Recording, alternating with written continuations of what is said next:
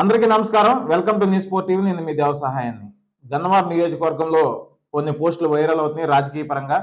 వాటి గురించి మాట్లాడేందుకు మీ ముందుకు రావడం జరిగింది. అవి ఏమిటంటే, ఇటీవలే వైఎస్ఆర్ కాంగ్రెస్ పార్టీ అధిష్టానం కొన్ని స్థానాలను మారుస్తూ కొంతమంది అభ్యర్థులను ఎమ్మెల్యే అభ్యర్థుల నుంచి తొలగిస్తూ మరికొంతమందికి అవకాశం ఇస్తూ, అదేవిధంగా కొంతమంది ప్రస్తుతం ఎమ్మెల్యేలుగా ఉన్నటువంటి వాటిని ప్లేస్మెంట్లు మారుస్తూ కొన్ని కార్యక్రమాలు చేయడం జరిగింది.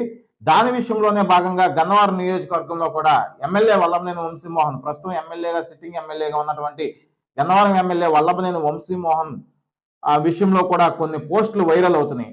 అవి ఏమిటంటే, ముఖ్యమంత్రి జగన్మోహన్ రెడ్డి ఎమ్మెల్యే వల్లభనేని వంశీమోహన్కి హ్యాండ్ ఇచ్చారు.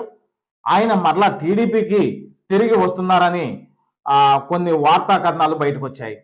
అదేవిధంగా ఎమ్మెల్యే వల్లభనేని వంశీమోహన్ గన్నవరం నుంచి పెనమలూరు, మన పక్కన గన్నవరం నియోజకవర్గంలో ఉన్నటువంటి కృష్ణా జిల్లా పెనమలూరు నియోజకవర్గానికి ఎమ్మెల్యే వల్లభనేని వంశీమోహన్ పంపిస్తున్నారు. పార్థసారథి ప్లేస్ లో ఎమ్మెల్యే వల్లభనేని వంశీమోహన్ ఉంచాలనుకుంటున్నారని మరికొన్ని వార్తలు కూడా సోషల్ మీడియాలో వైరల్ అవుతున్నాయి.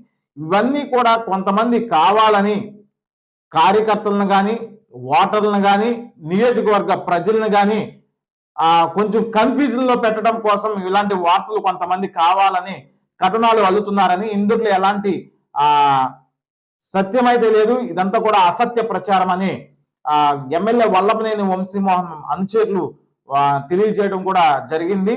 ఆ మాటలు కూడా సోషల్ మీడియా ద్వారా వినపడుతున్నాయి.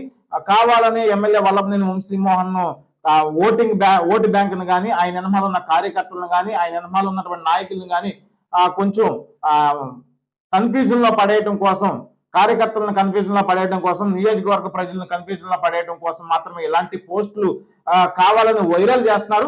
ఎమ్మెల్యే వల్లభనేని వంశీమోహన్ గన్నవరం నుంచి వైసీపీ పార్టీ నుంచి పోటీ చేయటం తథ్యం. ఆయన ఎమ్మెల్యేగా గన్నవరం నియోజకవర్గంలో మాత్రమే పోటీ చేస్తారు. ఇలాంటి పోస్టులు ఏవి కూడా నమ్మవద్దు. కావాలని ఎమ్మెల్యే వంశీమోహన్ కు ఉన్నటువంటి ఆయన వర్గాన్ని కన్ఫ్యూజన్ లో పెట్టడం కోసం మాత్రం ఇలాంటి పోస్టులు వదులుతున్నారని కొంతమంది వర్గీయులు అయితే, ఎమ్మెల్యే వంశీ వర్గీయులు అయితే చెప్పుకుంటూ కూడా జరుగుతుంది. కాబట్టి గన్నవరం నియోజకవర్గం నుంచి ఎమ్మెల్యే వంశీ పోటీలో ఉండటం తథ్యం. కాబట్టి ఎవరు కూడా, కార్యకర్తలు ఎవరు అధైర్యపడవద్దు, నాయకులు ఎవరు అధైర్యపడవద్దు, నియోజకవర్గ ప్రజలు కూడా ఎవరు అధైర్యపడవద్దు అని ఆయన అనుచరులు అయితే తెలియజేయడం కూడా జరుగుతుంది.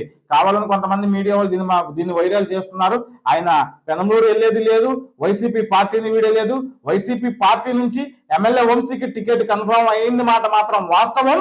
ఎమ్మెల్యే వంశీ గన్నవరం నుంచి పోటీ చేస్తారని మాత్రం మనకి వినిపిస్తుంది. కాబట్టి గన్నవరం నియోజకవర్గ ప్రజలు ఎవరు కూడా కొంతమంది ఎమ్మెల్యే వంశీ వర్గీయులు కానీ, కార్యకర్తలు కానీ, వైసీపీ కార్యకర్తలు కానీ ఎవరు కూడా అధైర్యపడవసరం లేదు.